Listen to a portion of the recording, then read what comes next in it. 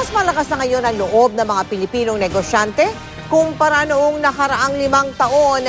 Base po yan sa isang survey ng Nielsen, isang global information and insight company. Dahil daw yan sa malakas na kumpiyansa at pag-asa ng mga Pinoy sa takbo ng ekonomiya ng bansa. Nakatutok si Cara David.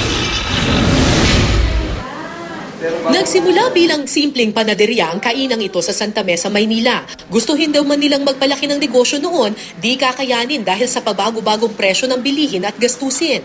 Pero noong 2012, bigla raw nagbago ang ihip ng negosyo. Dumami ang kanilang customer at naging normal ang gastusin sa pang-araw-araw. Ngayon, so sa tingin ko mas mataas yung confidence ng mga entrepreneur, yung mga negosyante kasi stable yung presyo ng yung basic na utilities, kuryente, tubig, tapos yung supplies, hindi rin masyadong nagbabago yung presyo.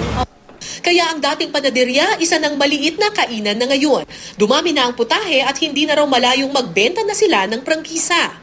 Sa second Consumer Confidence Survey ng Nielsen, isang global information and insights company, sinabi nitong mas malakas daw ang loob ng mga Pilipinong negosyante ngayon kumpara noong nakaraang 5 taon. Ang Pilipinas nga raw ang ikalawa sa may pinakamataas na consumer confidence ngayon sa buong mundo. Ang Consumer Confidence Index ay nagpapakita kung gaano kalaki ang kumpiyansa at pag-asa ng mga tao sa takbo ng ekonomiya ng kanilang bansa. Di na raw ito nakapagtataka ayon sa ilang ekonomista. May krisis daw kasi sa Amerika at sa Europa, samantalang ang Pilipinas patuloy daw ang pag-angat ng ekonomiya. What's happening in the Philippines is that people are very confident. So we can expect that they'll probably do a little more investing, they'll do a little more consuming. And that creates a virtuous cycle. Habang gumagawa yan, gumaganda rin yung pangangalakal. The companies that are listed, that are under the consumer sector, are actually expanding. I actually feel a definite change in the Philippine environment, and that's apparent in macro fundamentals. That's apparent in how the government is run.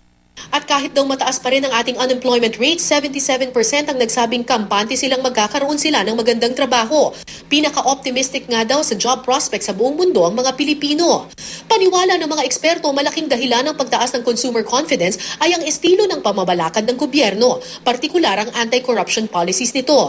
Pero sabi rin ng survey, bagamat mataas ang kumpiyansa ng mga Pilipino na gaganda ang buhay nila, hindi pa rin todo-todo ang paggastos ng mga Pilipino. Tayo daw ang isa sa may pinakamataas sa savings, indikasyon na may agam-agam pa rin ang ilan kung magpapatuloy nga ba ang magandang takbo ng ekonomiya lalo na pagkatapos ng 2016. Hamon daw ngayon sa pamahalaan, tiyaking tuloy-tuloy ang magagandang polisiya sa ekonomiya kahit pa magbago ng pinuno. The longer we're able to have as a record of correct practices, then the higher will be the confidence, especially of investors.